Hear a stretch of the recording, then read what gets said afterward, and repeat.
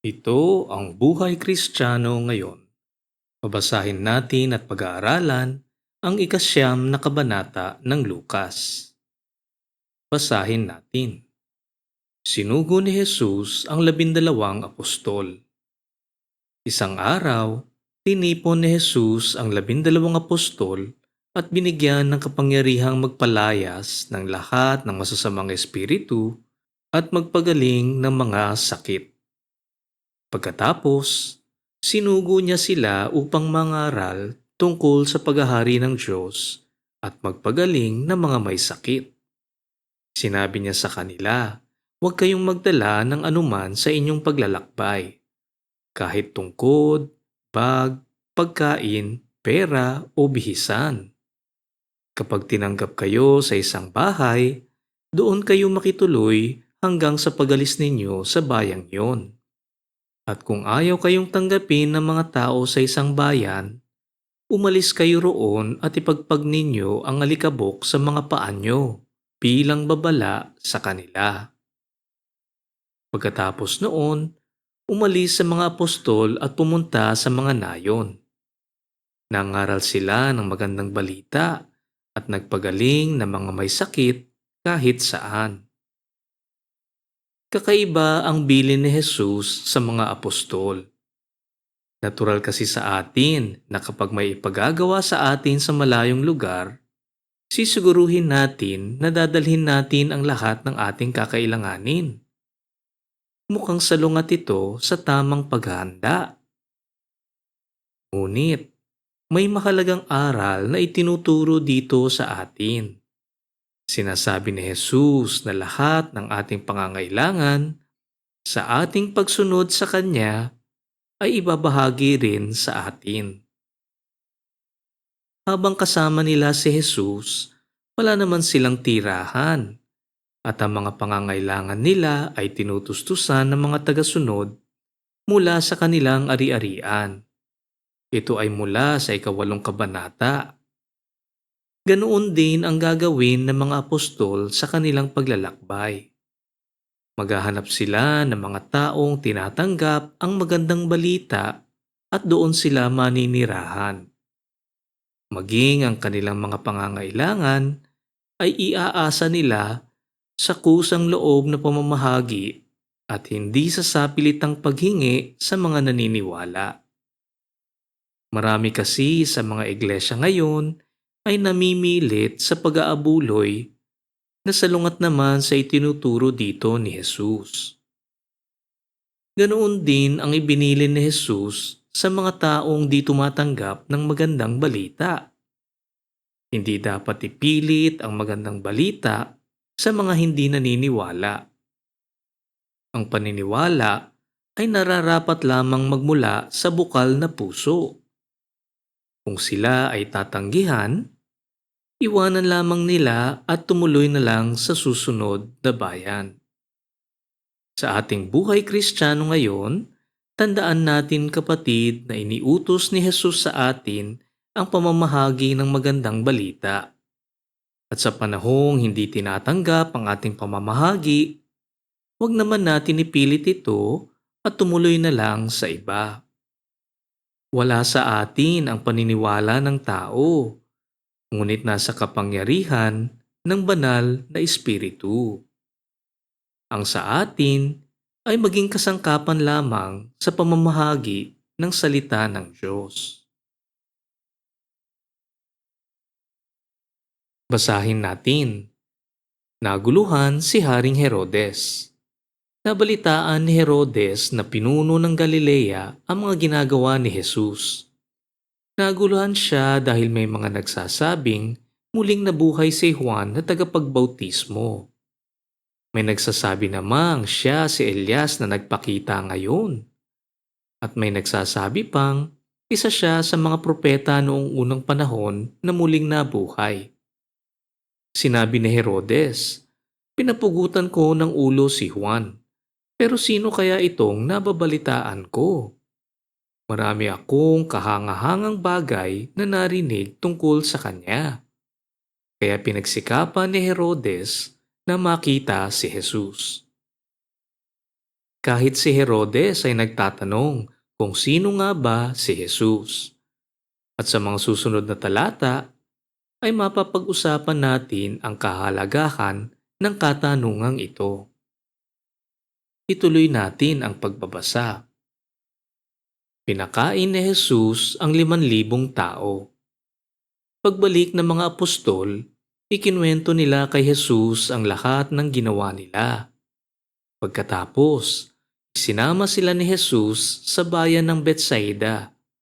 Wala na siyang isinamang iba, pero nalaman pa rin ng mga tao kung saan sila pumunta at sinundan sila. Pagdating nila doon, tinanggap naman sila ni Jesus at nangaral siya sa kanila tungkol sa paghahari ng Diyos. At pinagaling din niya ang mga may sakit. Nang dapit hapon na, lumapit sa kanya ang 12 apostol at sinabi, "Paalisin niyo na po ang mga tao na makapunta sila sa kanayunan at kabukiran na malapit para humanap ng matutuluyan at makakain. Dahil nasa ilang lugar po tayo."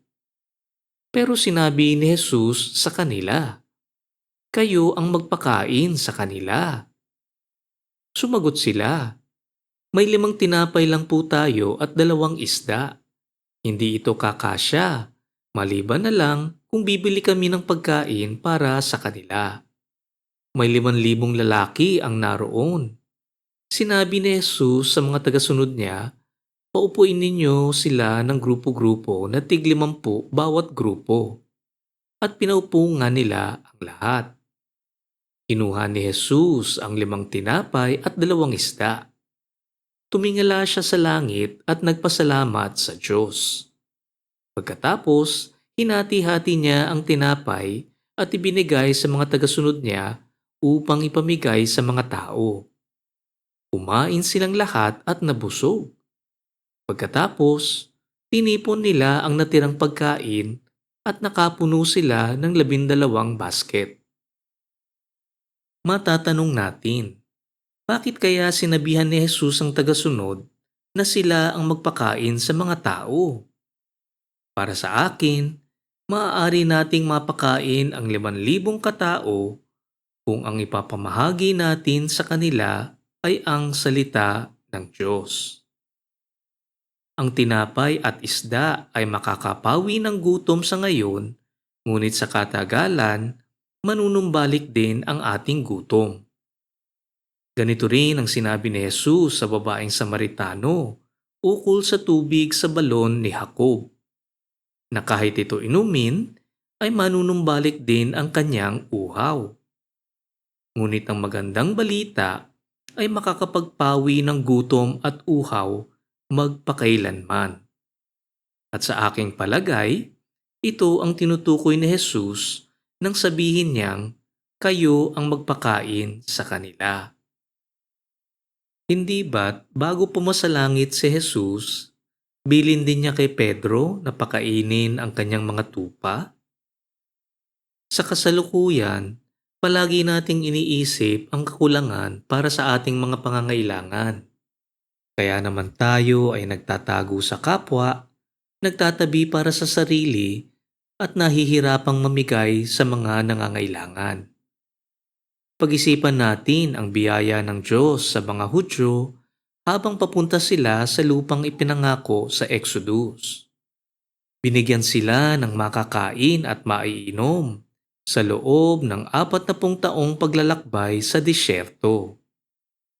Manalig at magtiwala tayo sa Kanya. Sa ating buhay Kristiyano ngayon, ang ating nabasa ay nagpapatukoy sa pagkain na totoo namang kailangan natin para mabuhay. Ngunit, katulad ng pagtuturo at gawa ni Jesus, nawa ay makita natin ang mas malalim na aral sa pagpapakain sa 5,000 katao.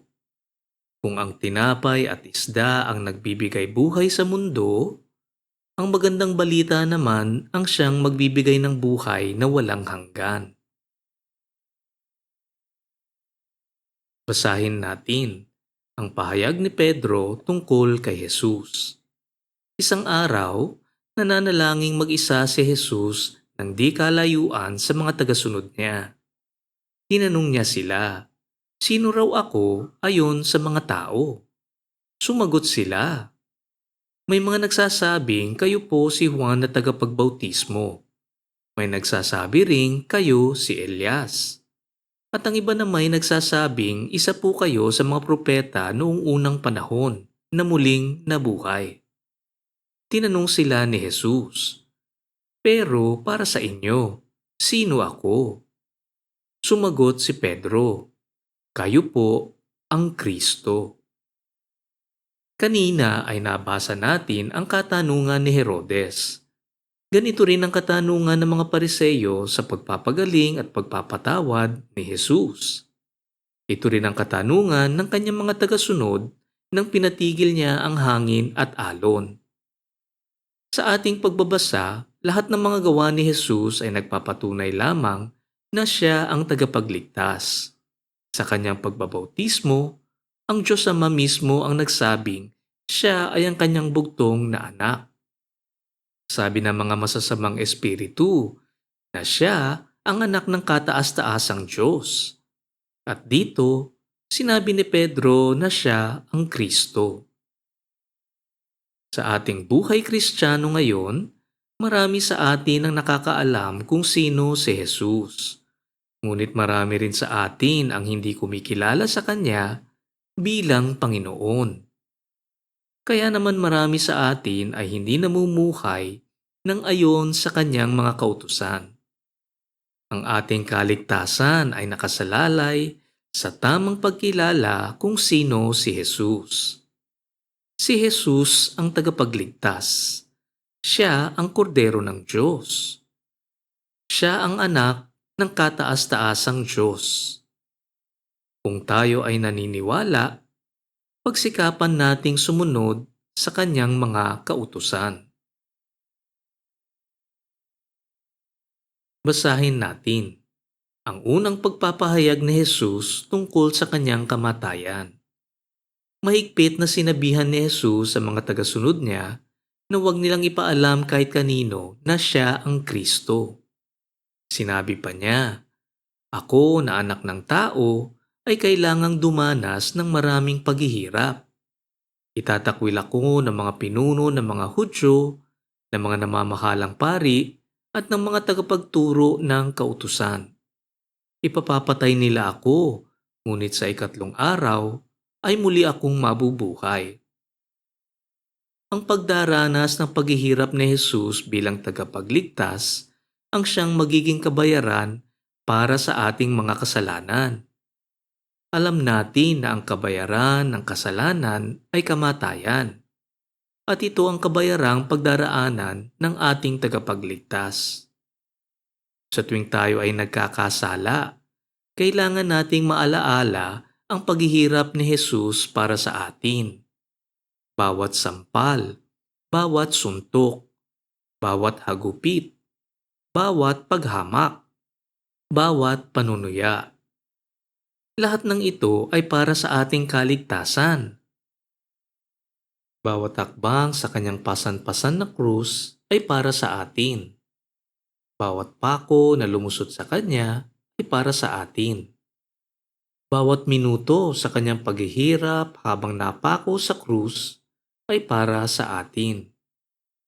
Wala nang higit pang pagmamahal ang may papakita sa mundo, kundi ang mamatay para sa ating kapwa.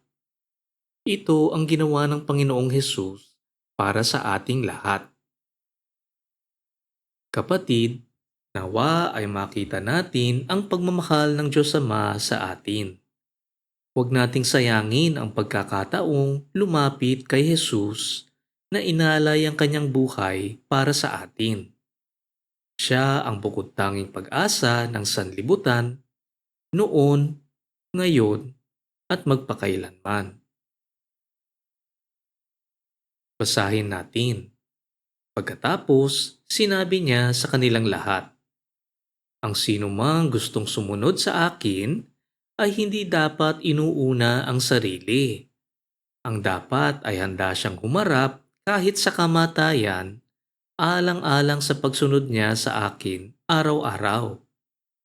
Sapagkat ang taong naghahangad magligtas ng kanyang buhay ay mawawalan nito. Ngunit ang taong nagnanais mag-alay ng kanyang buhay alang-alang sa akin ay magkakaroon ng buhay na walang hanggan. Ano ba ang mapapala ng isang tao kung mapasa kanya man ang lahat ng bagay sa mundo, pero mapapahamak naman ang buhay niya? Wala. Kung ako at ang mga aral ko ay ikakahiya ni numan, ikakahiya ko rin siya kapag ako na anak ng tao ay pumarito na taglay ang aking kapangyarihan at ang kapangyarihan ng Ama at ng mga banal na anghel. Sinasabi ko sa inyo ang totoo. May ilan sa inyo rito na hindi mamamatay hanggat hindi nila nakikita ang paghahari ng Diyos. Ginawa ni Jesus ang lahat ng kanyang itinuturo sa atin. Sa kanyang pagsunod sa kalooban ng Diyos, hinarap niya ang kamatayan para sa kaligtasan ng mga sumasampalataya. Isinantabi niya ang sarili ayon sa kalooban ng Diyos Ama. Kaya naman ito rin ang kanyang mga habilin sa atin ngayon. Sa ating buhay Kristiyano ngayon, ang pagsasantabi ng ating sarili para sa kalooban ng Diyos ay mangyayari lamang kung tayo ay totoong naniniwala kay Jesus. Marami sa atin ay nabubuhay para sa sarili lamang. Ang nasusunod ay ang mga sariling kagustuhan, sariling layaw, sariling pagnanais. Ganito kasi ang puso ng tao, marupok at madaling malinlang. Ang pananaw ng tao ay panandalian. Hindi natin maisip ang ibig sabihin ng salitang magpakailanman. Hindi natin tinitingnan ang darating na araw ng paghahatol at di natin binibigyan ng panahon ang maaaring kaparusahan para sa ating mga kasalanan. Iniisip natin na matagal pang mangyayari ito, ngunit ito ay pag-iisip lamang ng isang hangal. Katulad ng panunukso ng kaaway kay Jesus nang siya ay nag-aayuno, ano ang saysay ng lahat ng kayamanan at kapangyarihan sa mundo kung ang kabayaran naman nito ay ang kaluluwa nating matatapon sa apoy na hindi namamatay magpakailanman? Basahin natin ang pagbabagong anyo ni Jesus. Mga 8 araw matapos sabihin ni Jesus yon, isinama niya sina Pedro, Juan at Santiago sa isang bundok upang manalangin. Habang nananalangin si Jesus, nagbago ang anyo ng kanyang muka. Ang damit niya ay naging puting-puti at nakakasilaw tingnan. Biglang lumitaw ang 2 lalaki, sina Moises at Elias, at nakipag-usap sa kanya. Nakakasilaw din ang kanilang anyo, at ang pinag-uusapan nila ni Jesus ay tungkol sa kanyang kamatayan na malapit ng maganap sa Jerusalem. Tulog na tulog noon sina Pedro, pero nagising sila at nakita nila ang nagliliwanag na anyo ni Jesus at ang 2 lalaking nakatayo sa tabi niya. Nang paalis na ang 2 lalaki, sinabi ni Pedro kay Jesus, "Guro, mabuti po't narito kami. Gagawa po kami ng 3 kubol, isa sa inyo, isa para kay Moises, at isa para kay Elias." Ang totoo, hindi niya alam ang sinasabi niya. At habang nagsasalita pa si Pedro, tinakpan sila ng ulap at natakot sila. May narinig silang tinig mula sa ulap na nagsasabi, "Ito ang aking anak na aking pinili. Pakinggan ninyo siya." Nang tumigil ang tinig, nakita nilang nag-iisa na lang si Jesus. Hindi muna nila sinabi kahit kanino ang mga nasaksihan nila ng mga panahong yon. Mangilang beses nating nabasa ang mga katanungan kung sino nga ba si Jesus. At sa ating nabasa, ang pagpapakita ng tunay na anyo ni Jesus kasama na ang pagpapakita ni na Moises at Elias at ang narinig lang tinig ng Diyos ay mga pagpapatunay kina Pedro, Juan at Santiago na si Jesus nga ang tagapagligtas, na siya nga ang anak ng Diyos. Pinagpala ang mga matang nakakita ng pangyayaring ito, kung saan ang tunay na anyo ni Jesus ay maituturing nating pagpapakita ng kaharian ng Diyos dito sa lupa. Basahin natin. Pinagaling ni Jesus ang batang sinasaniban ng masamang espiritu.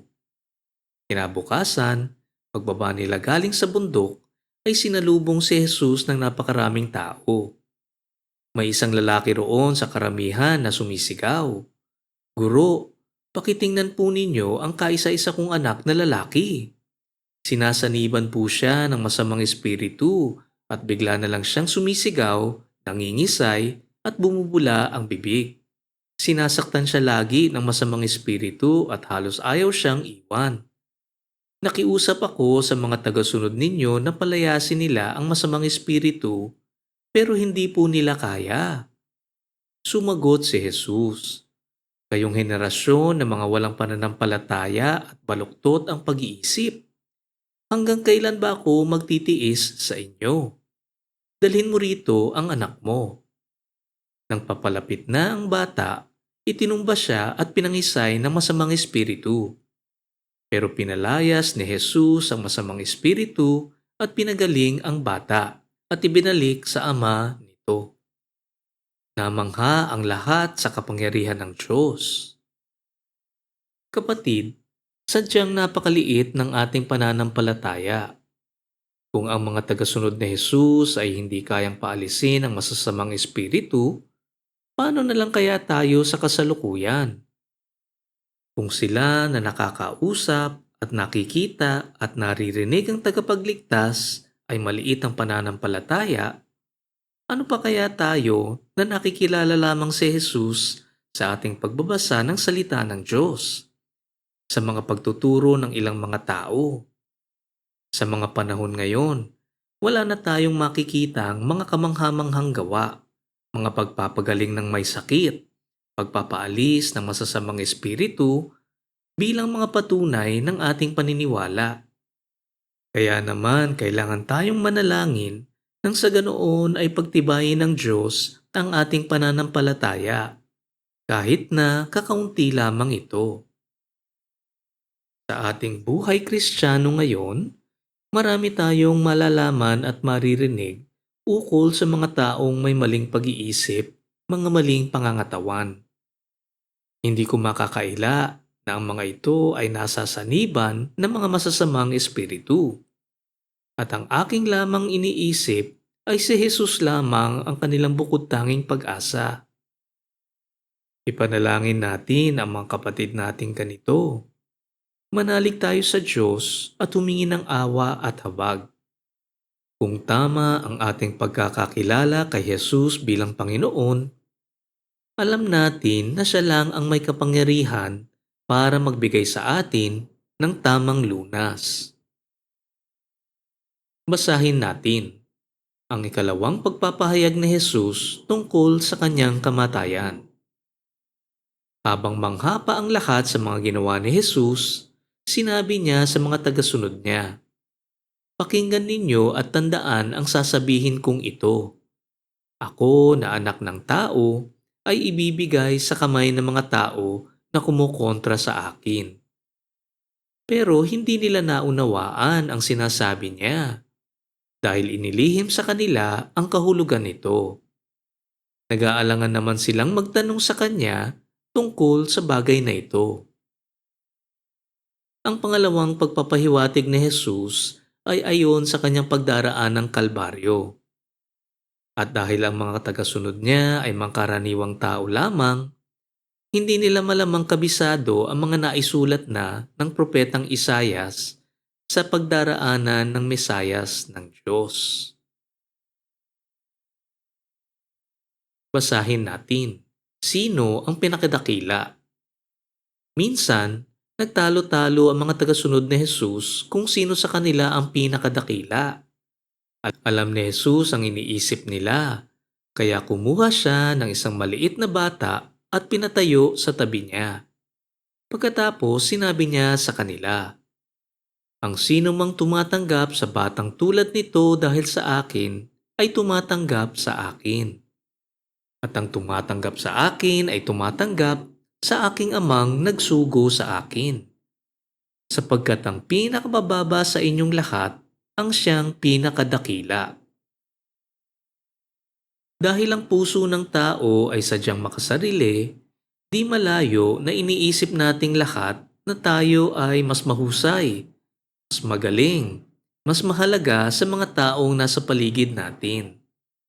At ganito rin ang puso ng mga tagasunod ni Jesus. At sa pagmamahal ni Jesus sa atin, binigyan niya tayo ng aral ukol dito. Ang Diyos ay laban sa mga mapagmataas at nahahabag naman sa mga mapagkumbaba. Ibabagsak ng Diyos ang mga mataas at itataas naman ang mga nalulugmok. Ganito ang ginawa ng Diyos Ama sa kanyang bugtong na anak na si Jesus.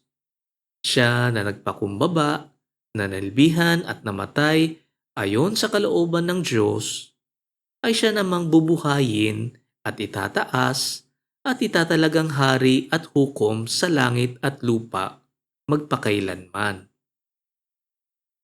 Sa ating buhay Kristiyano ngayon, isa puso natin ang pagpapakumbaba. Umiwas tayo sa pagtataguyod sa ating sarili. Kung tutuusin, lahat naman ng ating kakayahan at kaalaman ay mga biyaya lamang na nagmula sa Diyos.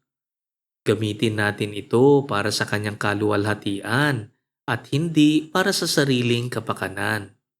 Sumunod tayo sa halimbawa ng pagpapakumbaba na ipinakita ng Panginoong Hesus.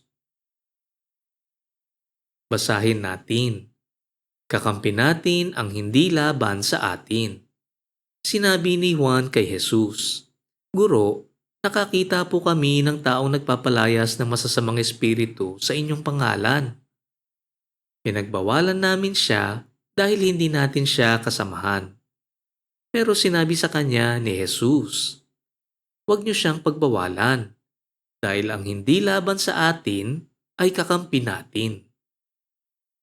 Sa ating buhay Kristiyano ngayon, ang mga tagasunod ni Jesus ay mabibilang sa iba't ibang grupo, iba't ibang samahan, iba't ibang lahi, iba't ibang bansa. Babae, lalaki, mga bata, mga matanda, mahirap man o mayaman, aral man o hindi. May kanya-kanya tayong mga paraan para ipakita ang ating pananampalataya. May kanya-kanya tayong paraan ng ating paninilbihan.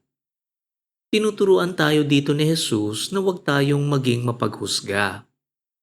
Ang hindi kabilang sa atin ay huwag nating ituring na kalaban. Ang mga sumasampalataya ay makikita sa ibabaw ng buong mundo. At lahat ng mga tagasunod ni Jesus ay kasama sa iisang iglesia.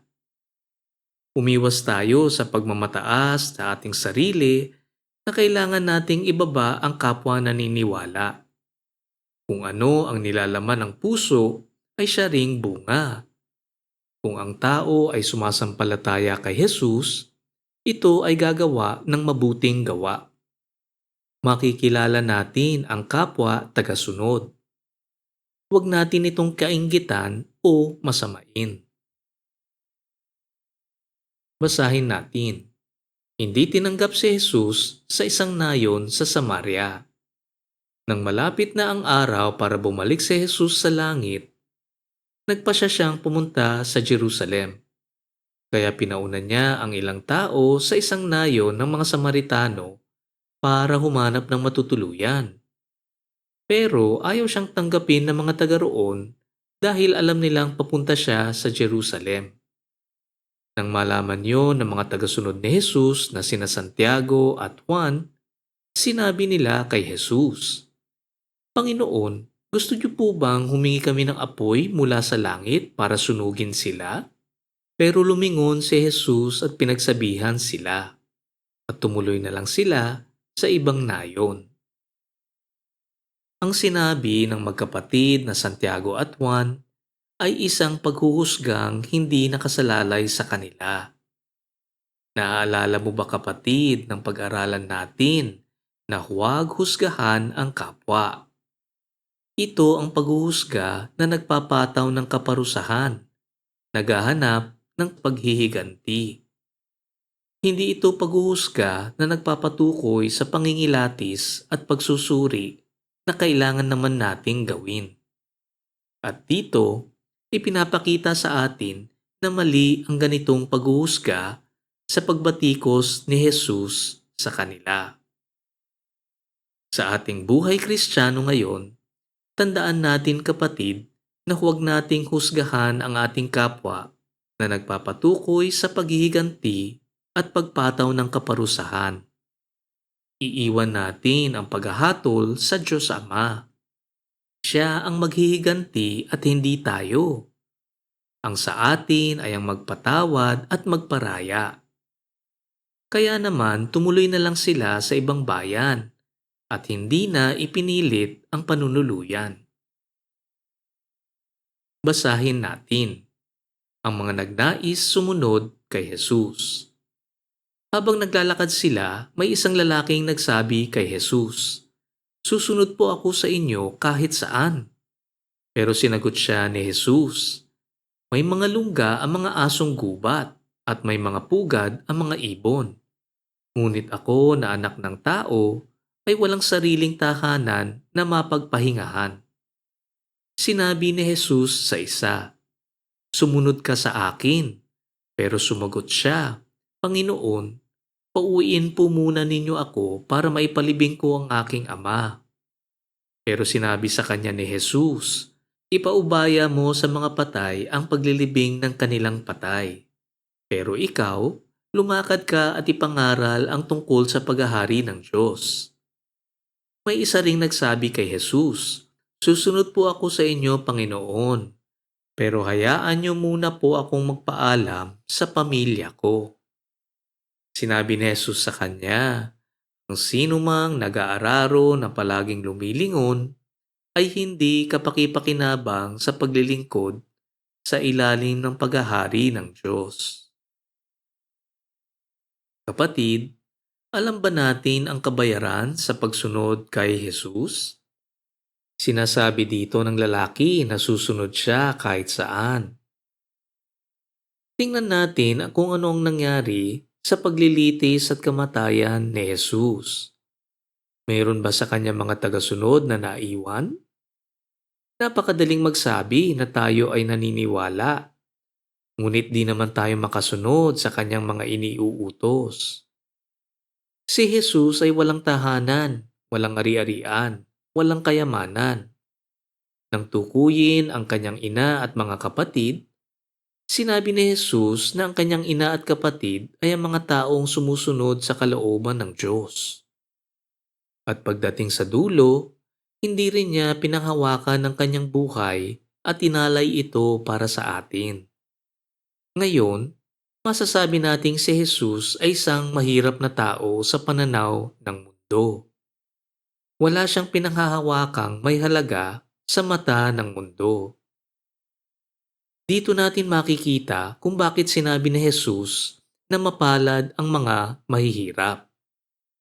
Ang kanyang tanging kayamanan ay ang pagsunod sa kalooban ng Diyos. Ito ang kabayaran ng ating pagsunod kay Jesus. Kung lahat ay tinalikuran ni Jesus para sa pagsunod sa kalooban ng Diyos, ganito rin ang inihingi niya para sa ating mga sumusunod sa Kanya. May mga talinghagang tinuro si Jesus paukol sa kaharian ng Diyos. Nang makita ng tao ang nakatagong kayamanan na nakabaon sa bukid, binenta niya ang lahat para makuha ito.